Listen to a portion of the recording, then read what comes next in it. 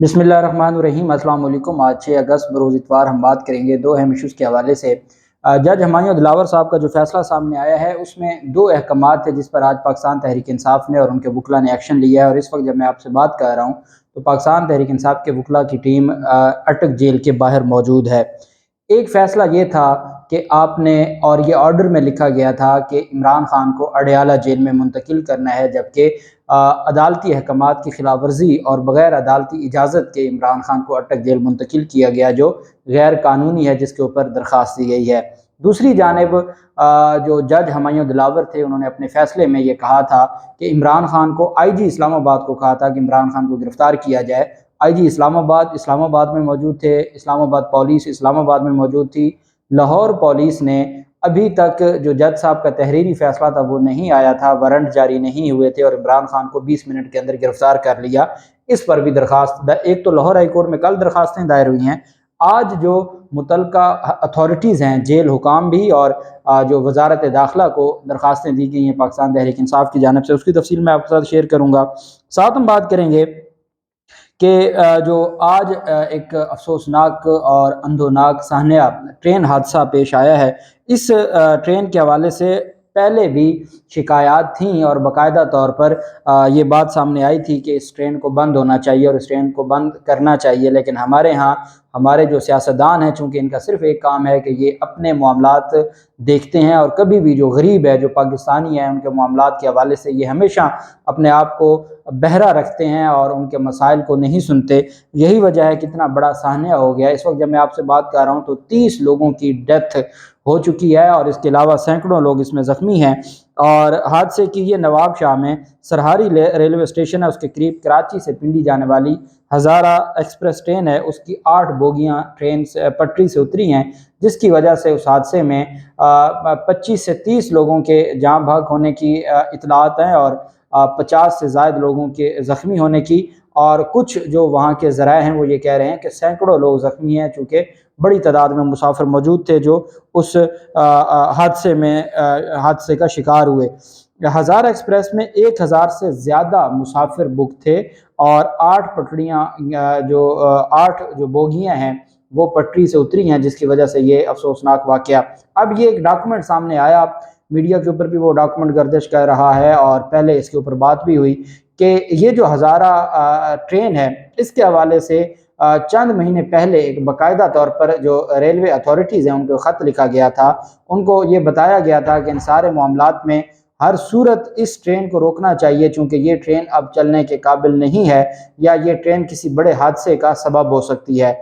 आज हमने देखा कि वफाकी वुज़रा ये कह रहे हैं कि ये हादसा नहीं, कोई तखरीबकारी हो सकती है, चूँकि हमारी हुकूमत जाने वाली है तो कोई हमारी हुकूमत को बदनाम करने के लिए तखरीबकारी कर सकता है। ये बात भी की गई है कि कोई तखरीबकारी हो सकती है, हत्ता कि वफाकी वज़ीर रेलवे ने कहा कि कोई दहशतगर्दी हो सकती है। इस वक्त तक नहीं पता कि वो हादसा किस वजह से पेश आया, उसमें कौन किसकी तखरीबकारी थी, क्या वो दहशतगर्दी थी, नहीं थी।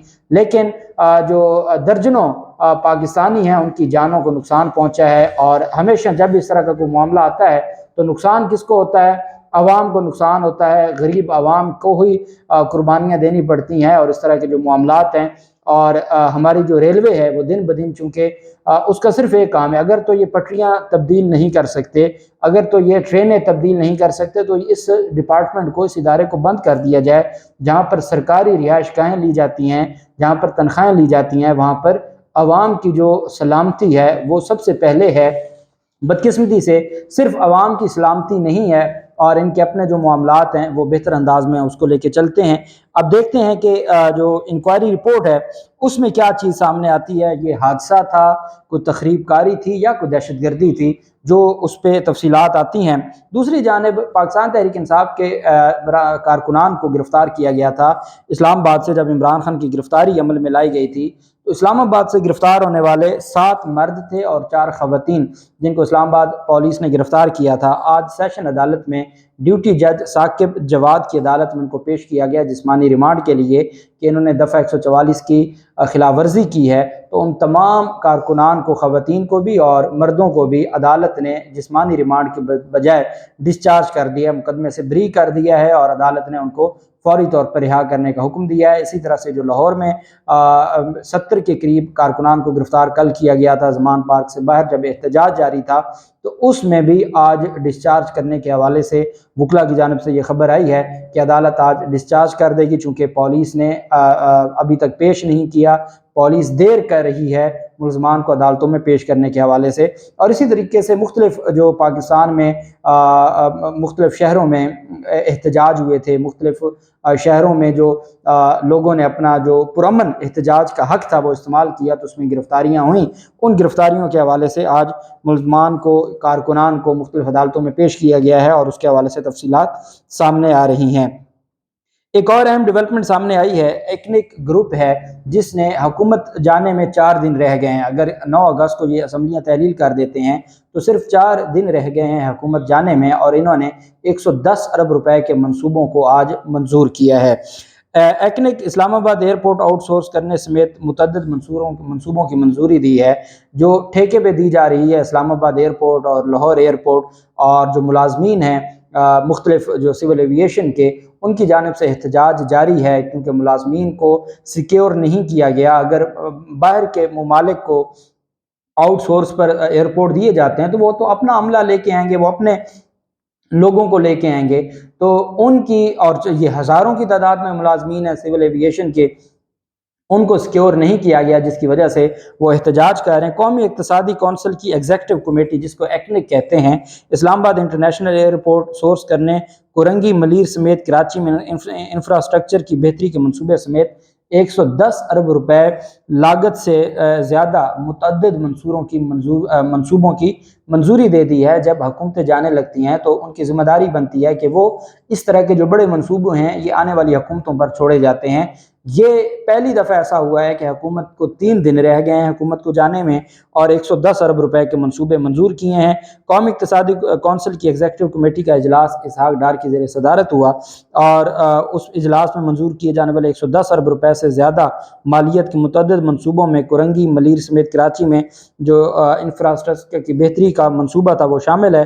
18 ارب 80 کروڑ روپے جس پر لاگت آئے گی، اور عالمی بینک اس منصوبے کے لیے 16 ارب 70 کروڑ روپے قرضے دے گا۔ ہم قرضے لے کر ترقی کے کام کریں گے، ترقیاتی کام کریں گے، اور پھر وہ قرضے کون اتارے گا؟ قوم اتارے گی اپنے مہنگائی اور ٹیکس دے کر، اور وہ سود سمیت وہ ہم قرضے ادا کریں گے۔ پاکستان تحریک انصاف کے چیئرمین کو کل جب گرفتار کیا گیا، ایک بات میں آپ کو بتاتا چلوں کہ اٹک جیل اور اٹک قلعہ یہ 2 ڈیفرنٹ پلیس ہیں، یہ 2 ڈیفرنٹ جگہ ہیں، اور اٹک جیل سے اٹک قلعہ کا جو فاصلہ ہے وہ 22 کلومیٹر کا ہے۔ عمران خان کو اٹک جیل میں رکھا گیا ہے۔ حال ہی میں شاہ محمود قریشی، جب یہ جیل بھرو تحریک شروع کی گئی تھی تو شاہ محمود قریشی کو بھی اٹک جیل میں رکھا گیا تھا، اور اس سے پہلے جب 1999 میں طیارہ ہائی جیک کیس تھا تو اس وقت نواز شریف کو اٹک قلعہ میں رکھا گیا تھا۔ شہباز شریف بھی کچھ عرصہ اٹک جیل میں گزار رہے تھے۔ یہ مشرف دور کی بات ہے، کیونکہ عمران خان کے دور میں یا یہ کوٹ لکھپت جیل میں رہے، وہاں B کلاس میں رہے، اور جو اڈیالہ جیل ہے وہاں یہ A کلاس میں رہے، نواز شریف بھی اور ان کی جو باقی فیملی ممبران تھے یہ بھی۔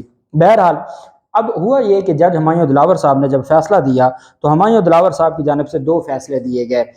ایک تو انہوں نے سزا سنائی کہ 3 سال قید ہے، اس کے علاوہ 1 لاکھ روپے جرمانہ ہے، اور ساتھ ان کی جانب سے کہا گیا کہ اگر 1 لاکھ روپے جرمانہ ادا نہیں کریں گے تو مزید 6 ماہ کی سزا ہوگی۔ اب یہ جو نااہلی کا ہے، یہ آرڈر میں نہیں لکھا کہ عمران خان 5 سال کے لیے نااہل ہیں، یہ تو ہمارے ہاں چونکہ آئین پاکستان میں لکھا ہے آرٹیکل 63H میں کہ جب بھی کوئی عدالت کسی کو سزا دیتی ہے تو سزا یافتہ شخص 5 سال کے لیے نااہل ہوگا۔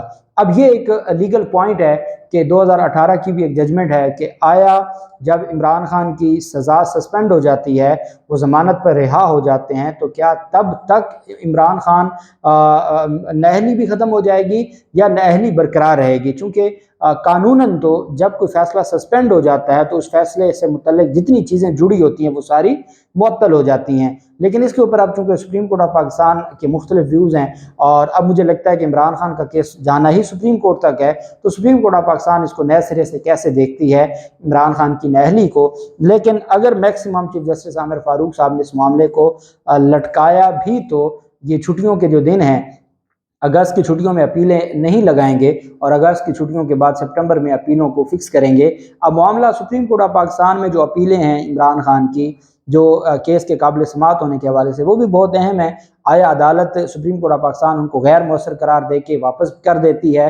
آیا سپریم کورٹ آف پاکستان ان کو میرٹ کے اوپر ڈیسائیڈ کرتی ہے؟ اگر وہ میرٹ کے اوپر ڈیسائیڈ ہو جاتی ہیں تو عمران خان کو پہلے ریلیف مل جائے گا۔